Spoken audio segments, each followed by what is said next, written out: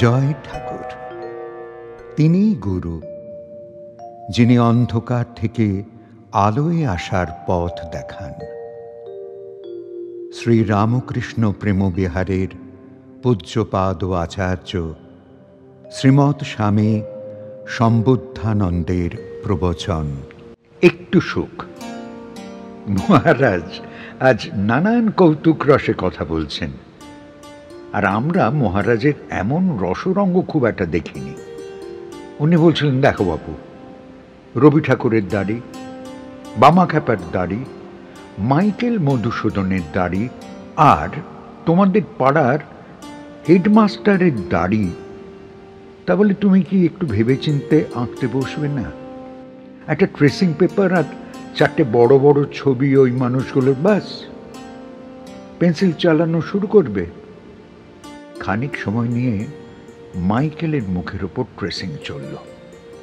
ঠিক হচ্ছে না মনে করে বামা খ্যাপার ওপর চলে গেলে, তাতেও মনোমতো না হওয়ায় রবি ঠাকুরের মুখের ওপর ট্রেসিং পেপারটা ফেলে ওই পুরাতন আঁকাগুলোকেই মর্যাদা দিতে চেষ্টা করলে।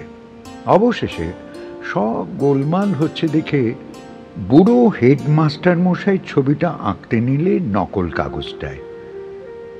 ছাপ তোলার ধৈর্য নেই, আব গেলে তবে মরো। এক বৃদ্ধ বললেন, মহারাজ ওই তো হলো, একবার এর হাতে, আরেকবার ওর হাতে, তারপর আর এক হাতে, এইভাবে হাত ফেরি হয়ে হয়েই তো কিসের গড়ন কি হলো, আর অবশেষে কি বা হবে বুঝতে পারছি না। যা ভেবেছিলাম তার আশেপাশেই আসেনি দেখছি। এই গোল থেকে এবার নিস্তার দিন। মহারাজ বললেন, মন দেবে মন কোষে, বেশি না রও রসে, রইবে বেশি বসে, মাপবে আহার গ্রসে। মহারাজ এবার আমাদের দিকে তাকিয়ে হাসতে হাসতে মাথা নাড়তে লাগলেন। গোপেশ্বরবাবুকে মহারাজ গপু বলেই ডাকতেন। মহারাজ তাকে নির্দেশ করে বললেন, কি হে গপু, তা বুঝলে কিছু? দাম দিয়ে নাও কিনে, নিও না পয়সা বিনে। গোপেশ্বর বলল, তবু বা আগের খানিক বোঝার চেষ্টা করছিলাম, এবার আবার যেন কেমন সব গুলিয়ে গেল। একটু সরল করে বুঝিয়ে দিন না মহারাজ। মহারাজ বললেন, আহা, দাম দেবে না কেন? দাম দিয়ে বস্তু নিলে ফল ভালো পাওয়া যায়, কিন্তু বিনা দামে ফল বিনেই রয়ে যেতে হয়। শ্রমটাই অর্থ বাবা, ওটাই দাম। যে যত সুন্দর করে শ্রম দান করতে পারে, সে তত সুন্দর ফল পায়। দিয়ে নাও বাবা, ফাঁকায় নিলে ফাঁকে পড়তে হয়।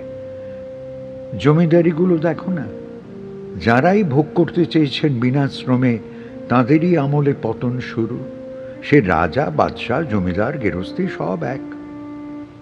এই যে শুনছো, জানছো, এবার তাহলে তার ব্যবহারটাও দেখাও। সংযম, ধৈর্য, বিনয়, শ্রদ্ধা, প্রেম, এসবই হলো অর্থ। এর ব্যবহার চাই। কি জানো বাবা, সবাই ডাব খাবো গাছ না বেয়ে আমি, শ্রমে আমার আড়ি। ওই হলো বৃথা ব্যয়। যেন সেদিন তুহিনদের বাড়ি গিয়েছিলাম, দুখানা গাছ থেকে ৭০-৭২টা ডাব নামালো। গেছেল ১০০ টাকা নিল। আমি হাসতে হাসতে বললাম, নিজের গাছের ফল পয়সা দিয়ে খেতে হচ্ছে? তুহিন বলল, আসলে আজকাল আর গাছ বাইতে ইচ্ছে করে না। মাস্টার মানুষ, ছেলেপুলেরা পড়তে আসে, আর আমি গাছ বাইতে যাব? আমি বললাম, ও, তা মাস্টার হলে বুঝি গাছ বাইতে বারণ? মাস্টারই তো সব শিখাবে। তা তোমার বয়স কত? বড়জোর ৩৮, পাতলা চাবুকের মতো চেহারা, এককালে খেলায় কত পারদর্শী ছিলে। এমন বৃথা বুদ্ধিতে পিছিয়ে পড়বে কেন? নিজের কাজ নিজে করবে। সম্মান আবার অত ঠুনকো নাকি? তুমি তো সেই কোন ছোটবেলা থেকে ইঁদুরের মতো গাছ বাইতে, আজও হয়তো পারবে। অনভ্যাসের অভ্যাসে পড়ো না বাবা, ও বড় রোগ। 1 থেকে 2, 2 থেকে 3।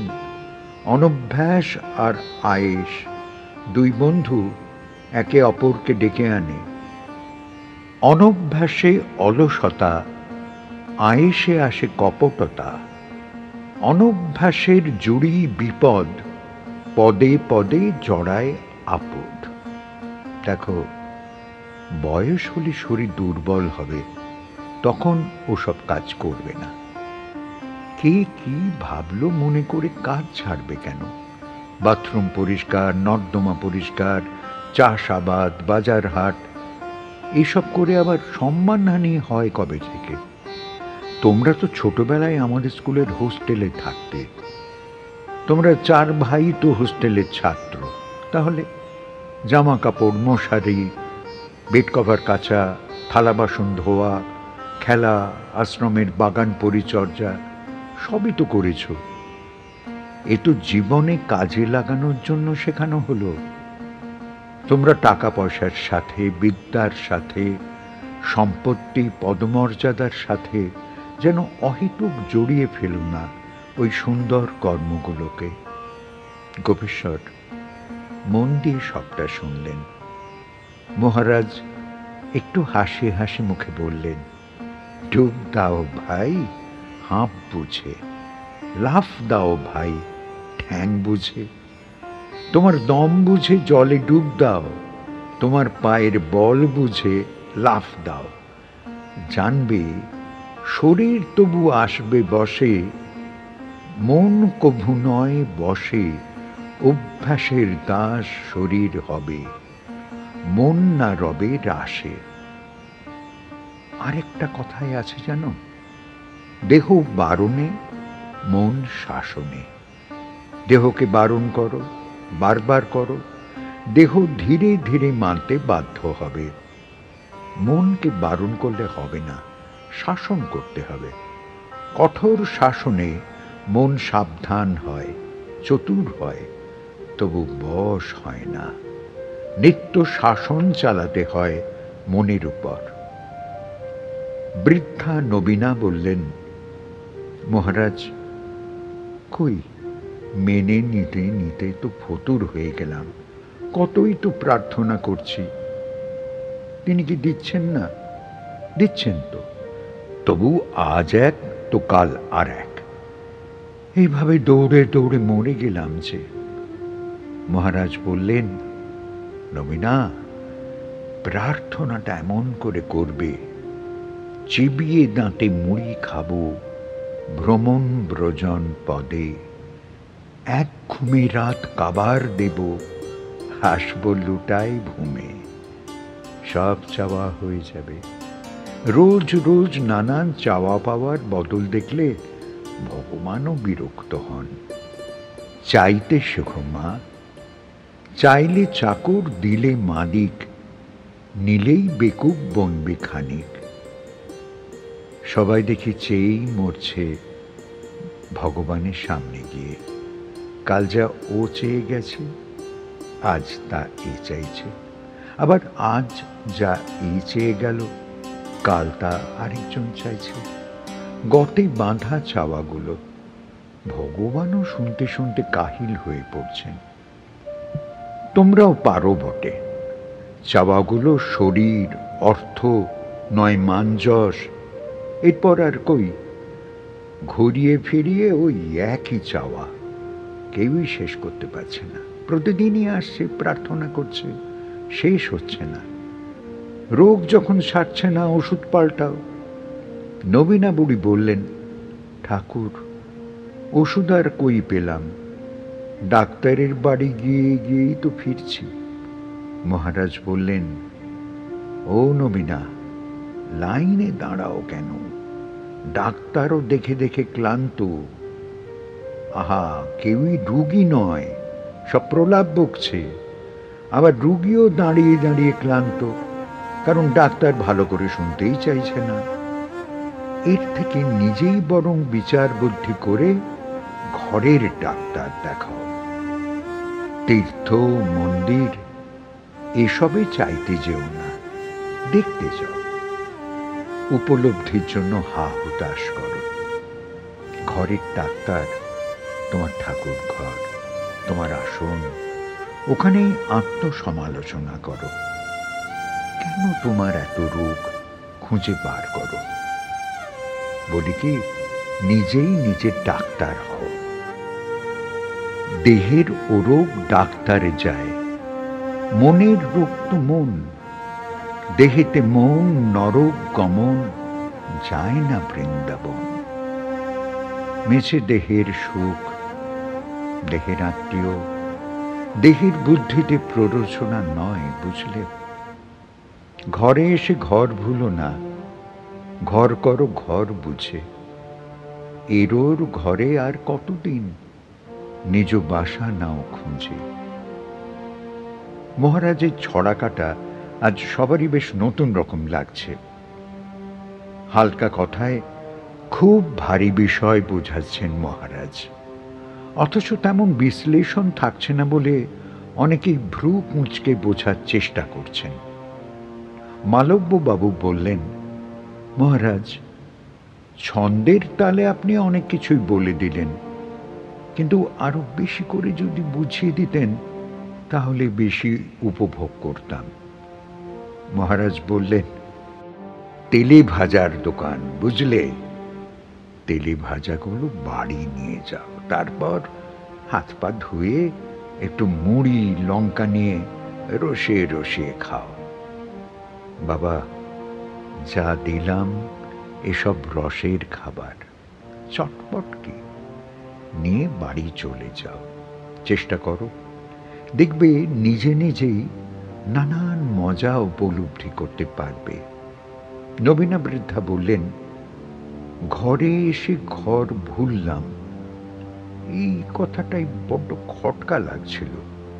এখন যেন কিছুটা আঁচ করতে পারছি, সে ঘর আর এই ঘর। মহারাজ বললেন, যে ঘরে ছিলে, যে ঘর থেকে এ ঘরে আসার আদেশ পেলে, আবার সব শেষে যে ঘরে ফিরে যাবে, সে ঘর ভুললে হবে? এ ঘর কি ঘর? এ তো ভাড়া বাসা, মালিক বললেই উঠে যেতে হবে। তা যতই আপিল করো, ভাড়াটের অধিকার আর মালিকের অধিকার এক হবে? এক মজাতে মজা, আর এক মজায় সুখা। বুঝে শুনে মুছতে যেও, তবেই মজার মজা। কিরণবাবু বললেন, মহারাজ, অনুমতি করেন তো একটা প্রশ্ন করি? মহারাজ সম্মতিসূচক দৃষ্টিতে তাকিয়ে ঘাড় নাড়লেন। কিরণবাবু বললেন, এধার ওধার সবে কি বুঝতে হবে? মহারাজ বললেন, দেখো কিরণ, অত সময় নেই, ক্ষমতাও নেই। এক বুঝলেই আর এক বোঝা হয়ে যায়। ভালো শিখলে মন্দ কি তা অমনি জানা হয়ে যায়। সুন্দর দেখলে কুৎসিতে আর মন বসে না। বিদ্যা লাভ করলে অশিক্ষার জ্ঞান অমনি আসে। লাভ বোধ এলে ক্ষতির বোধ জাগাতে ব্যবস্থা নিতে হয় কি? যার মধ্যে আছো, যা নিয়ে আছো, সেসবে তড়িঘড়ি করো না। যথাযথ করো, দেখবে এদিক ওদিক সব হবে। কাজ করো, আমি সাপটা যেন জানিও না। এধারও হবে না, ওধারও হবে না, খেলাটাই পণ্ড হবে। যে ঠিক ঠিক খেলে তার জয় নিশ্চিত। চালাকি শঠতায় খেলা পণ্ড। মহারাজ থামলেন। আমাদের মাথায় নানান চিন্তা পাক খেয়ে খেয়ে উঠতে লাগল। বিশ্লেষণও আসছিল। মহারাজ আমাদের দিকে তাকিয়ে বললেন, কি হে, চুপচাপ কেন সব? যা পেয়েছ সব নিয়ে ঘরে চলে যাও। তাড়াহুড়ো করে বুঝতে যেও না যেন। সুতো ছাড়াতে সময় দিও, সময় লেচিতে, তারপরে সূচে পরিয়ে সুতো নকশা তোলো গিয়ে। আমরা কথা বলতে চাইলেও পারলাম না, ভাবনায় ভেসে বের হতে লাগলাম। কিরণবাবুকে মহারাজ বললেন, এধার থেকেই ওধার গড়তে হবে কিরণ, ওধারে গিয়ে আর কিছুই করার নেই। আবার যদি আসো তো আবার কথা হবে, চেষ্টা হবে, লাভ লোকসান যা হোক একটা হবে। ওধারে ওসব অন্যরকম। কিরণবাবু বললেন, মহারাজ, এদিকে আসার আগে পর্যন্ত লোকসানই ছিল, এখন লাভ নিয়েই ফিরছি, আর কিছুই চাই না। সবার কথাই যেন কিরণবাবু বলে দিলেন।